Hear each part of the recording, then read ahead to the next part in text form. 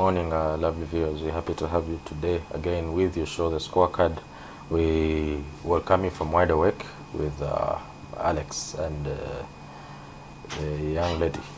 And we appreciate the time you give us at Doxa and DreamTV. We also appreciate that you take your time and listen to us. Now, The Scorecard, we always have discussions that shape the nation, and today we are going to be having one of those discussions that are financial in nature, but also gender in nature. And by gender, we do not mean it is only one person who is going to benefit or a specific group of people that is going to benefit, but we need to dive into the discussion that shows that we are in a generation that is shifting, and we come from a culture that feels there is a certain group of people that are supposed to do a certain role in the development of the country, and now we are at a pace where we feel all of us as humans and as people living in this generation, we can do something for the betterment of the economy. Now, today we are going to be having a discussion on how women and the advocacy of women has helped and has developed the country, and how it also leads to the financial liberation of women. Now, we have very many groups that are into advocacy and activism, especially when it comes to women issues, sexual human rights, and all that. But today we are going to look at the financial aspect, that when ladies go out there to advocate for their rights, do they also teach women and young girls the issue of making money? With a financial basis and a family background, we see that ladies nurture children, raise children, give birth, but then also they don't need to shy away from the discussion of having money in their pockets. My guest and I have been having a discussion before we came here on how ladies are not supposed to keep asking for money, especially from the partners, and they should be sustainable. Self-sustaining is a discussion I've had here before on the show with a seasoned gentleman in line.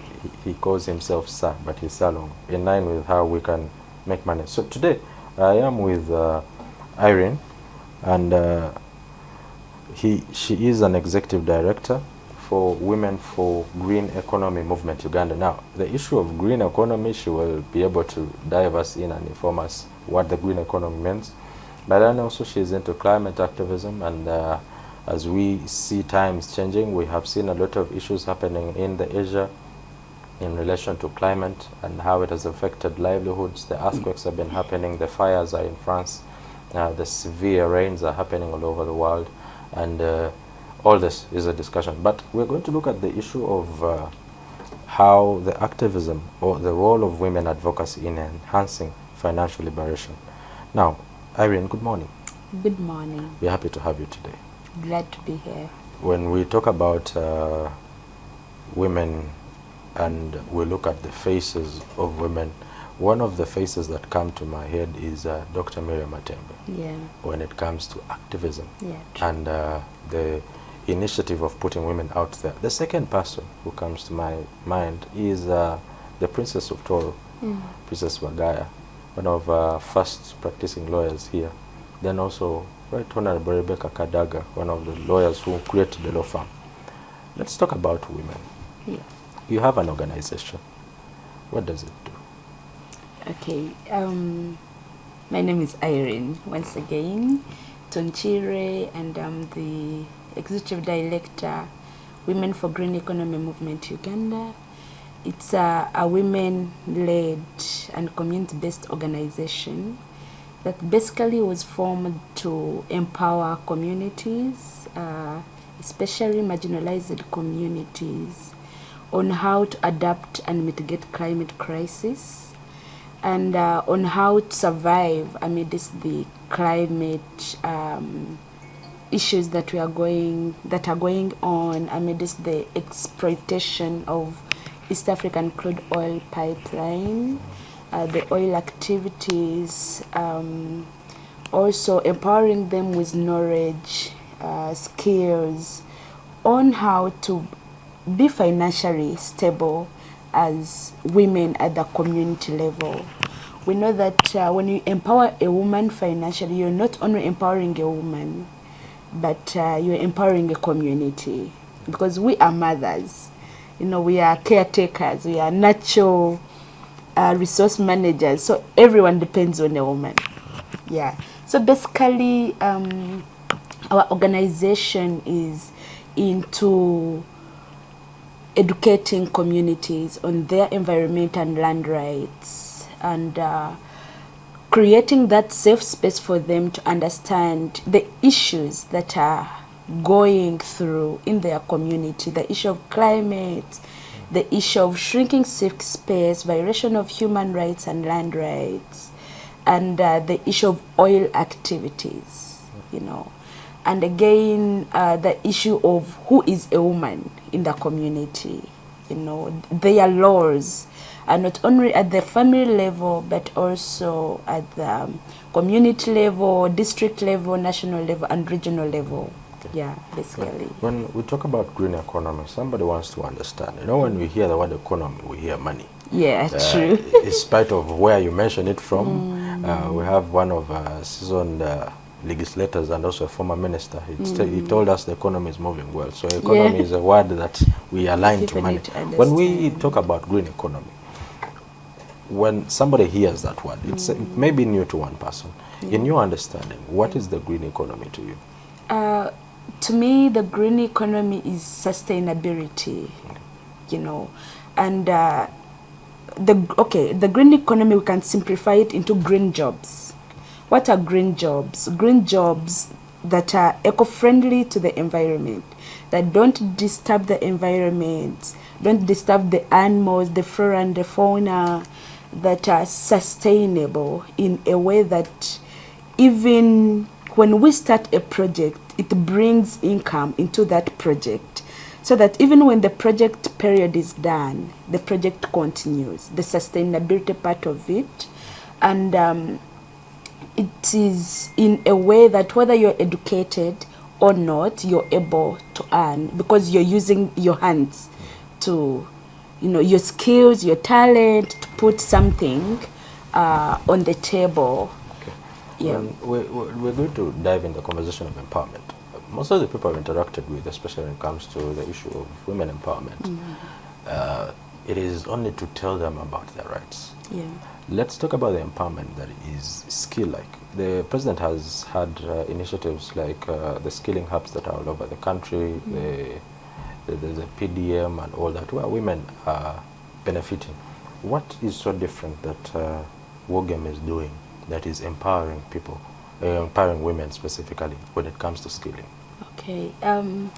First and foremost, we need to thank the government, His Excellency Yoweri Museveni, and you know, for all the efforts he has really put in to ensure that women voices are amplified and raised, and for all the projects that are supporting communities.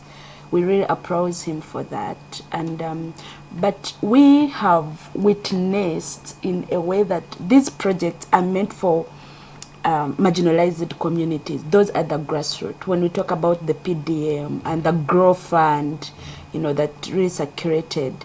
But then you find that they have conditions, you know, which communities or which marginalized or women, you know, are not really able to access. First and foremost, they need registered circles to access that money. They need the capital, you know, the baseline of any amount you have to access that money. They need to see whether you have run a business before. I'm talking about the Grow Fund. Yes. Yeah, I'm talking about the Grow Fund. You know, so you find that most women at the grassroots did not benefit in that. I personally, I tried to apply for it, but when I reached out, I was applying for my community that I work with. But when I reached out, it was really sort of complications, and in my head I thought that maybe those people responsible, you know, the banks and the circles that were responsible in that, they had specific people that they were meant to give, or you know.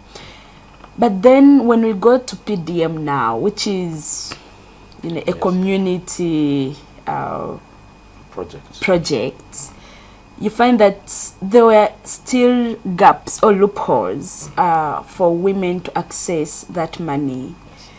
And because living in a patriarchal systems, you find that women are not given space even to go to the district to discuss their issues, how they can access that money, you know.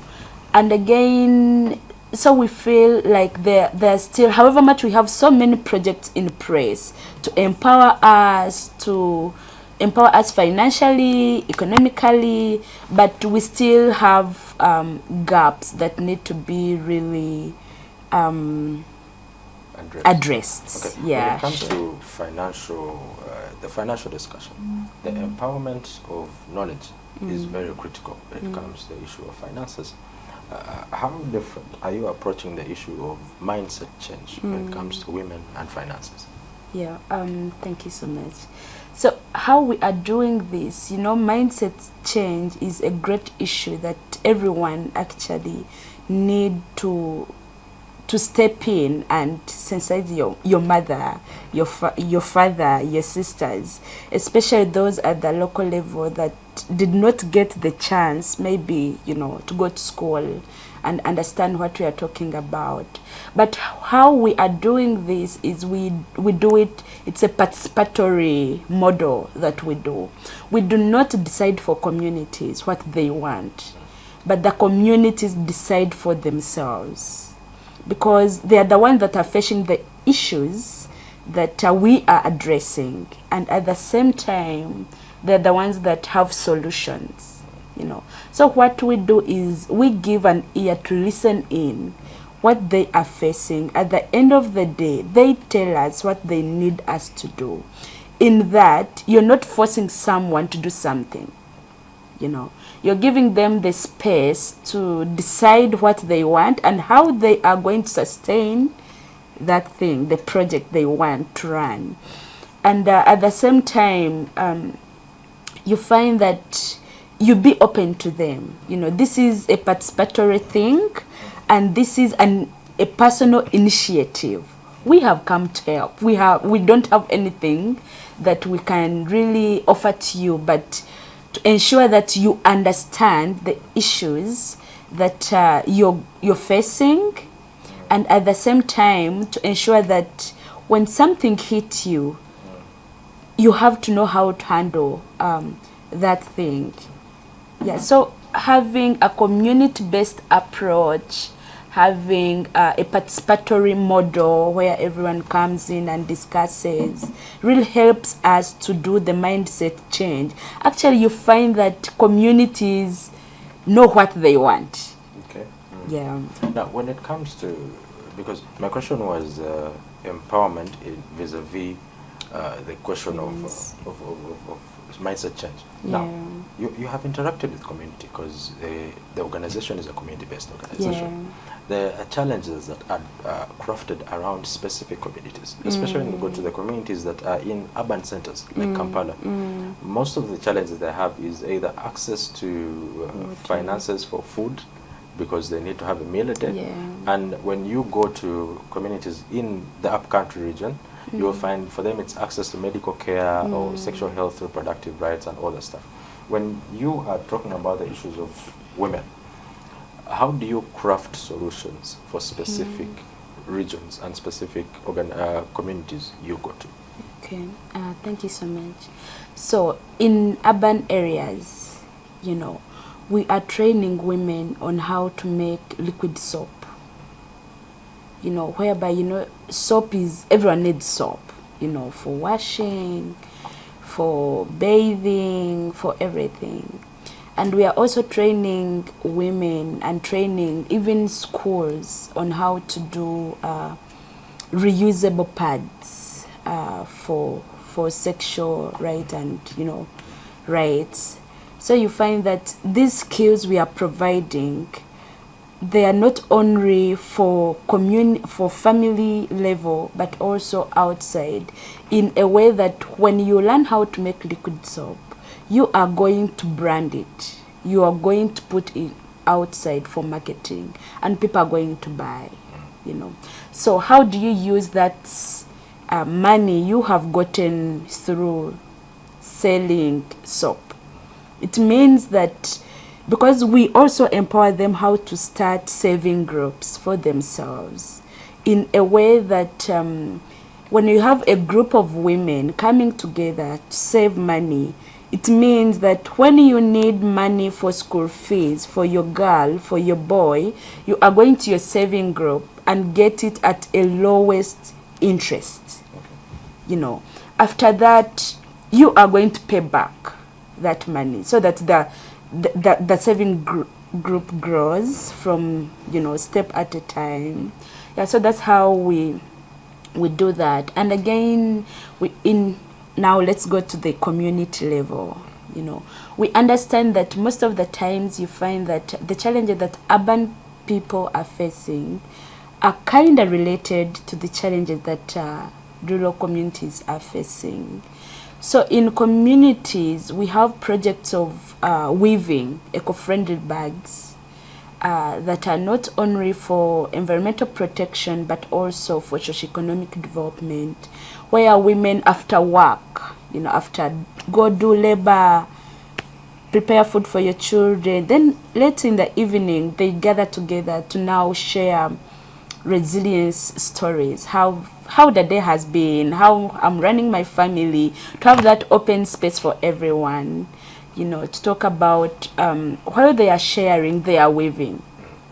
We are looking at a business investment country. Yeah. We're looking at a country that is going to grow financially. And you are talking about some of the skills you are providing. You see, I'm trying to strike a balance between what an organization like you brings to board and what government is not answering. And that balance is stricken between understanding what difference you are going to create in the society that government has not already created avenues for. Now, when it comes to the issue of investment, let's broaden the discussion.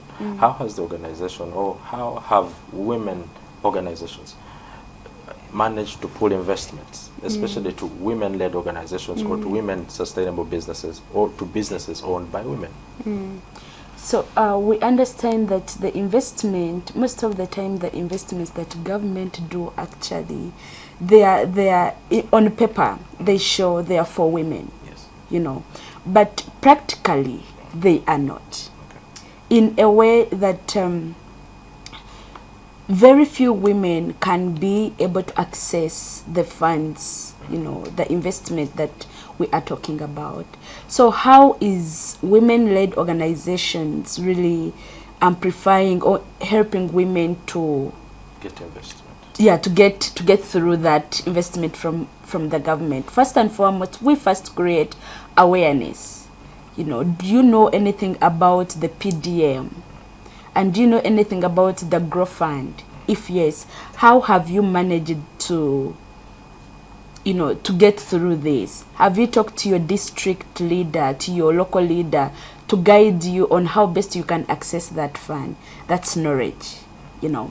And another thing is that we also now get the little money we have, we invest into them, because I have told you, they tell us what they want. If you need maybe a project of making briquettes because of energy poverty, you know, and you want to transit to reduce on the unpaid care work that women face when we talk about domestic work, like cooking, walking long distances, water. So we ensure that we support them where they need help, and that also calls for more investment to the women-led organizations to support the women at the local level. Yeah. When it comes to investment, if we broaden the discussion to large-scale investment, especially with women-led businesses, we have seen CEOs who are women. We have seen CEOs, managing directors who are women, and have managed to build businesses from one stage to another. Now, when we're looking at large-scale investment in relation to women empowerment, what do you think government needs to put in place, or what do you think needs to change to have more large-scale businesses, investments, especially being run by women and also being invested in by women? Yeah, I think government need to reduce on the conditions. that they put into place for women to access these businesses. I want you to really admit, like, the CEOs you're talking about are these people that are educated, you know, they have connections, they know how to maneuver through the systems, you know, to really ensure that they are reaching to where they want. Now let's talk about to that woman at the local level who even don't know anyone in the government, who even don't know anyone at the district level perhaps, and who even think that she doesn't have the authority to know anyone. She's meant to go dig, come back, breastfeed, come back, go fetch water. Like, that's the lifestyle that she's living. So, like you have said, can government work hand in hand with civil societies to ensure that the investment the government is putting into amplifying women voices are not only under government arm, but also go into these women-led organizations that interact with communities at the grassroots level? And then at the end of the day, we ensure that we have a meal approach, the monitoring and evaluation approach. We ensure who has benefited into this, you know, and how can we have indicators that, yes, the theory of change, you know, we have granted maybe the 2 million to this family, to this woman to start up a business. How has she shifted from where we found her to where he is now, and the impact she has created in the community, and how many people are benefiting from her products? Yeah.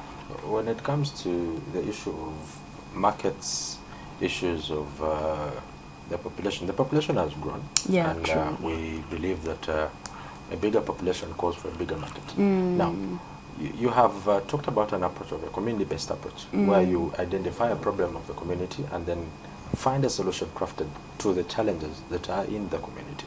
Now, let's talk about being intentional when it comes to investment opportunities, or when it comes to addressing challenges. Have women-based organizations have you been intentional in identifying a problem, sticking to it, and making sure that we get answers to it? For example, if you are having a project in an oil mining place, let's talk about Hoima, and there are challenges in line with what women are facing, but the solutions that need to be crafted to the identification of the problems that are there, and also investing time and knowledge in those solutions. Have the organizations you're talking about, have they crafted and got time to understand the problem before they find a solution, or have they just jumped to always having a say on something before understanding the problem? Yeah, of course. Like I have said, some of the organizations, some of the leaders, you know, are not directly affected by the challenges, right? But you find that communities are the ones affected by the issues. So they have the solutions, you know. So understanding the problem of the communities, it is the community that, of course, before you take a project in Hoima, for example, you first understand how the system is. So you first go to the local level, you know, to the local leaders, and understand how their communities are living in, and then after that you go to the communities. You also understand, now you weigh, like, who is supposed to do what, you know, who is responsible intentionally. You find out, for example, us, when we have projects, we ensure that we have a community-based monitor who is going to monitor everyone who has benefited into this project, either directly or indirectly, you know. And also to be intentional on where you're investing is also very key. You know, when you be intentional on where you're investing, you're calling for sustainability, even up to, you know, over years. The project you are running is going to continue because it is bringing money into the system. women are benefiting into the system as well, and the communities at large are also benefiting into the system. You brought in the intersectionality of public and private sector, the market. You know, I think this is also a call to everyone, especially to the private sectors, to also engage with civil society organizations, especially those private sectors that are into renewable energy projects, that are making smart cooking technologies. Women need these smart cooking technologies because we are transiting from the use of dirty oils, I mean dirty fossil fuels like firewood, kerosene, charcoal. All those issues are affecting women rights, I mean women's body, health, whatnot. So how come, why can't private sectors that are basically into renewable energy now pattern with civil society, go to the communities and see, and maybe if they are to give subsidies, you know, on these technologies for a woman at the grassroots level to be also to be able to access the smart cooking technologies, for them to reduce on all the unpaid care work and other healthy issues that we are experiencing. One of the biggest concerns we have as a nation is the adaptability of new projects, the adaptability of new things on the market. When we get projects that are new, they are normally fought either from a perspective of ignorance or from a perspective of people always trusting something and it fails. How are we building a sustainable solution when we have a challenge of trust among our communities? As you know, as civil societies, for example, we drafted with other partners the consumer protection policy to ensure that these, before you go to the community to provide all those technologies, can government first, you know, how can I call it, first identify whether the technologies you are going to provide to the communities are of high quality, you know, and they are able to operate them. I think the government has another project on renewable energy. Yes. Yeah, you know, training women, activists, youth on how to operate these technologies we are talking about. But can we also do intentional mapping? How many community people are presented into this capacity building, you know, of the Yes, when it comes to technology. Okay. I was at a symposium for Ministry of Energy, I think in 2024, and there was an incorporation of cultural institutions when it came to renewable energy. Now, I want to dive in the issue of culture when it comes to approach, especially to women-led organizations or women-based solutions to the communities. How are you dealing with cultural institutions and cultural tendencies in relation to providing a solution to what people feel like predominantly these are solutions that should be provided by certain gender? How are you dealing with that challenge? I love your first statement when you said, when we talk about gender, we don't mean women. Yes. You know, so when we talk about gender, it is not specifically that we are meaning only women. Yes. So many people, even us who are educated, we need to change our perspective. When someone talks that I'm a gender expert or I'm a feminist, you know, everything comes like, this one is into only women.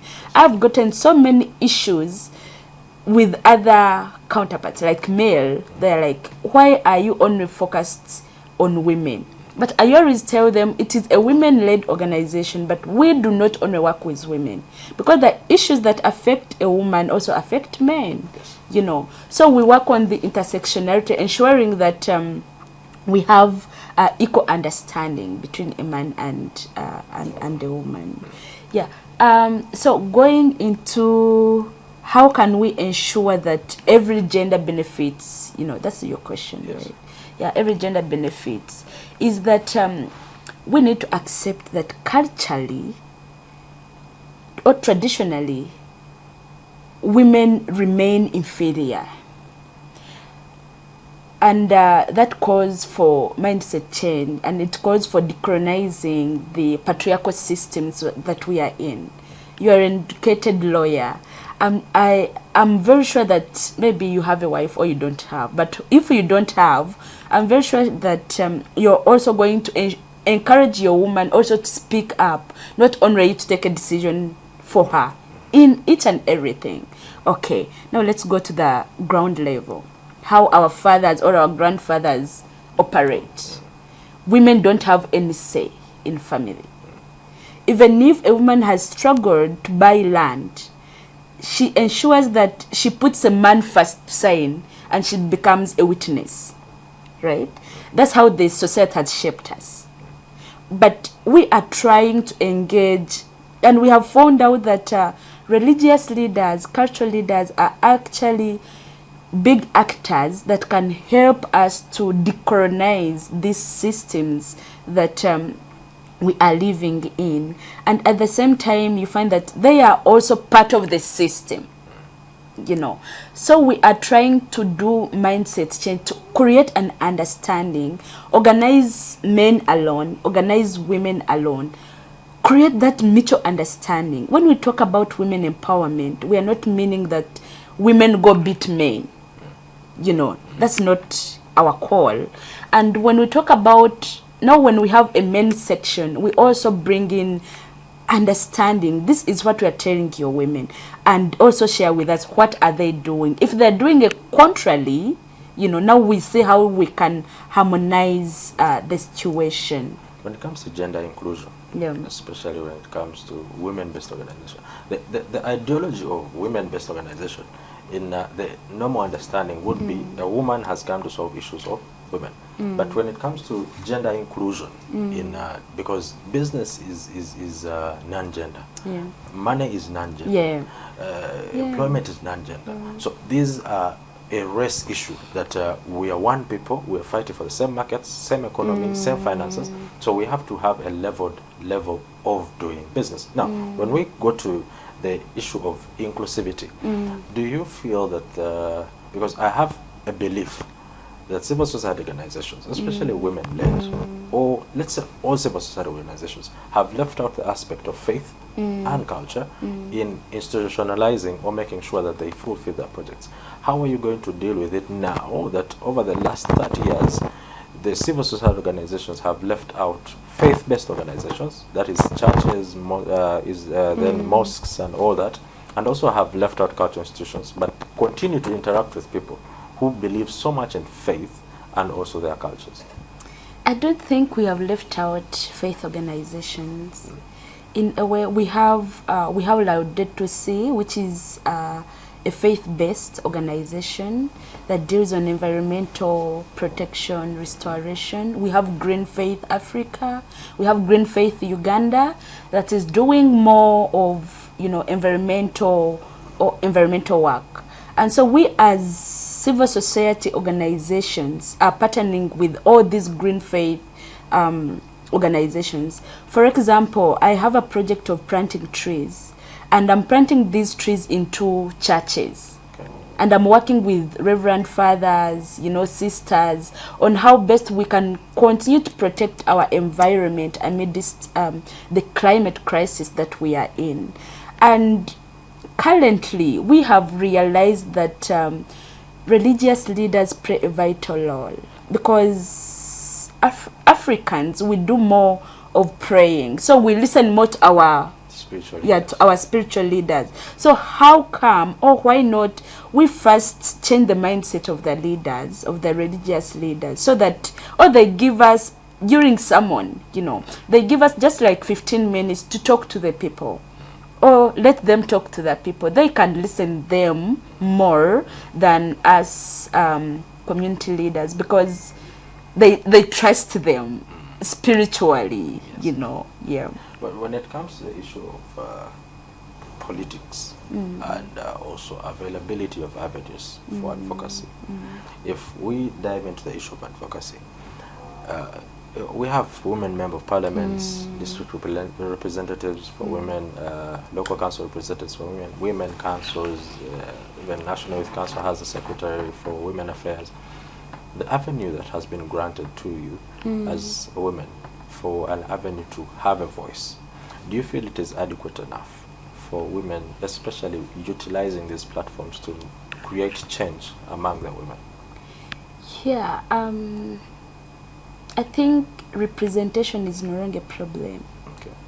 Having the fact that we have the vice president being a woman, the prime minister being a woman, the ministers, 80% of, I think 80%, of Ugandan cabinet, 80 or 70% they are women. But we have left out one thing of intentional representation. I was on a panel, I think last week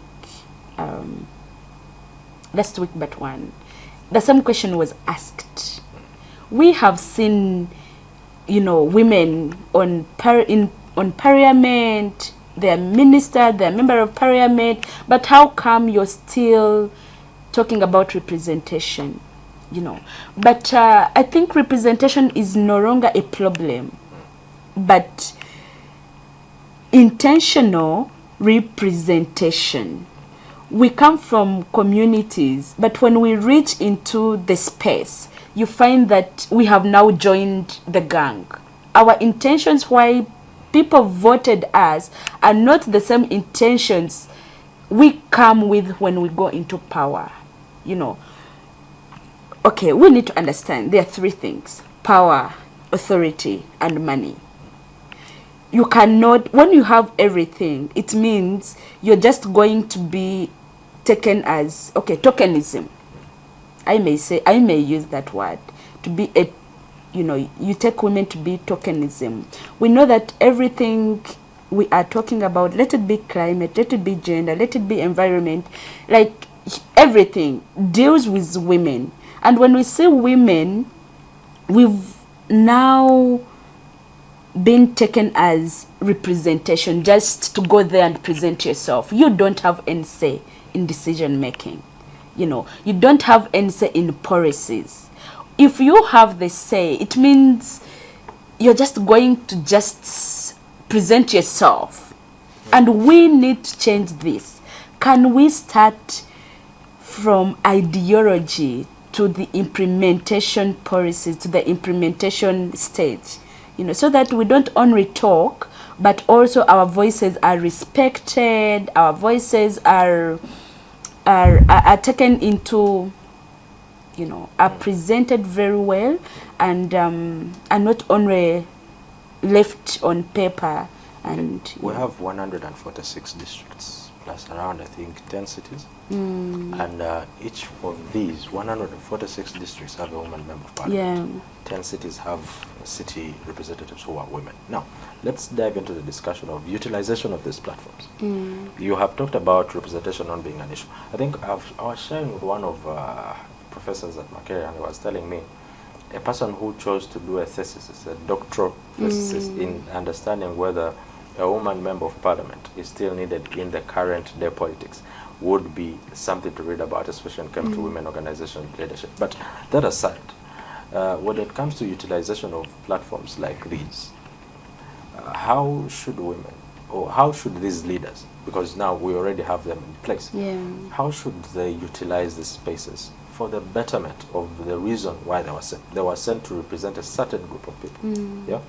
How should they be utilized so that we can get value for the people we voted for? Okay, I want to use an example of Miriam Atembe, who is one of the vocal women in Uganda, who participated in drafting the constitution, who understands Uganda very well.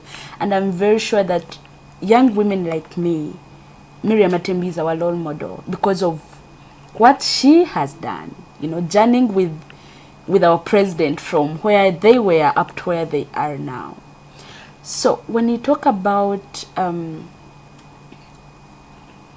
okay, now let's dive into this scenario that happened of her being arrested. Why was he arrested? Why was she arrested? Free speech. Okay, let's leave that. Again, we are talking about how can we utilize the spaces of women. First and foremost, I must also say that we have disappointed ourselves. As women? As women. We have the space. Okay. But what has changed? We have been fighting for years to have women representation, which we have. But like I said, money, power, authority. You don't have any say. And like, we are living in a capitalistic economy. Okay, maybe if per your submission, do you believe that a woman representative, or let's say a member of parliament, a district woman member of parliament, is not an avenue for power? Because if you talk about power, money, and authority, I believe a position like a member of parliament is power. And then it's authority, because you get to sit on committees, you get to have a say on what goes into parliament, because parliament is an avenue of power and authority. Okay. So, who decides? With those two. With those who makes two, decisions? I think parliament has the right. And then who decides on what to be done after? Parliament itself. Because that's how it works. Me, my question would be, are you utilizing the avenues? Okay, let's say maybe they are not the places you think, they are not doing what you expect them to do. But are you utilizing them? Okay, first and foremost, we also need to accept that there is still a gap between member of parliament and civil society and communities at the same time. So how can we ensure that we address that gap? You know, that is the question that we need to address now. First and foremost, I think the member of parliament have the role to understand the issues that the communities are going through. After understanding the issues, how can they ensure that these issues are addressed amicably? Because they are the leaders, and that's why we voted them to come into power. You know, to ensure that they solve our water issue, health issue, you know, our infrastructure. But how many people have really done what they are supposed to do? That's why I'm saying some of us, we have disappointed ourselves, and they have disappointed us, because we voted them to come back and change us. But when they reach into that, they forget where they come from, which is the problem now. The biggest role of a member of parliament is representation. Yeah. And you have district woman member of parliament for Ndungam, let's say Ndungam. Do you feel represented as a woman? Okay. Yes, that is the biggest role. But we need to shift from just being represented. Can we have the authority? Can we have the power? And can we have the money? Because we are talking about money issue now. However much they are presented, if they are not given the budget to implement the issues or the challenges that communities are facing, you know, still representation is not going to solve the social cohesions that we are facing at the grassroots level. Okay, so that's very beautiful. So if you put it that way, do you feel there need to be a diversification in the roles of a member of parliament? Because when you look at parliament, the issue of lobbying and the issue of when it comes to finances and the budgets, there is the budget is passed every financial year, and they are debated on it, and every region is given a certain amount of money when it comes to that. And when it comes also issues of projects that are being funded under government, grow and etc., there's a wide discussion when it comes to that. But when you go to the issue of representation of marginalized groups, that is women, youth, elderly, and people with disabilities. Now, how better should it be done? Because we have seen it being done for the last 30 years. The status quo as it is, and you're not happy with it. How better should it be done now that we have new leaders? What should they address to make sure that there is more service reaching to the ordinary people? I'm not a member of parliament. but I'm just, as a Ugandan. Yeah, as a Ugandan, I feel like we need to monitor every coin. That is, because we know that these members of parliament are really given money, right, to, I'm not sure about that, whether they are given money, but when we look at the national budget, every sector, you know, is allocated certain amount of money, right? So now we are talking about You know, investment. I want to cool your fears because it seems you are avoiding the question. The question is, as women representatives, okay, let's dive away from parliament. Women councils, district councils, local councils, they are given a mandate to come up with policies that can help women in their special groups. Yeah. And this mandate at times, either by lack of knowledge or lack of accessibility of what they deem to be information, yeah, they're not able to come up with sustainable policies. What better can they do to make sure that they achieve the role they initially created for? I don't. Okay, when we go to the policies, our policies are well drafted. Okay. They are well drafted. But what is lacking is implementation and awareness. Can these community or member of parliament create understanding to the local level? Can they dive through or translate? Yes, let me use this word of translating. If I talk about the Constitution of Uganda, the 1995 Constitution, you know, there is an element of everyone deserves to live in a healthy, clean environment, and everyone has a right to own land, right? But how many people do they know that? They do not know, you know. And if at all they know, I'm very sure something must have shifted per now. Okay. So can we translate these policies to the local level, to the local communities, so that they can understand and they know who to hold accountable and who to report to when issues come on board? My final question would be, do you think that civil society organizations are doing enough in realization of the financial liberation of not only women, but everybody who is in the economy? Yeah, thank you so much. I think we are doing what we are supposed to do. Okay. And surprisingly, you find that what civil society organizations are doing, they're the laws of the government. Okay. You know, transforming the lives of communities when we talk about the Vision 2040.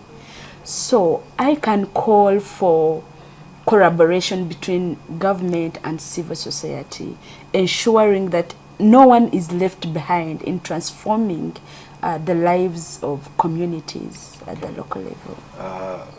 The show has been the Scorecard. We want to remind you about the events we have at Victory Church. We have a lunch hour from 1 p.m. to 2:15 with Pastor Solomon Mavinda, or the Wednesday Empowerment Service is 6 a.m. to 8 a.m.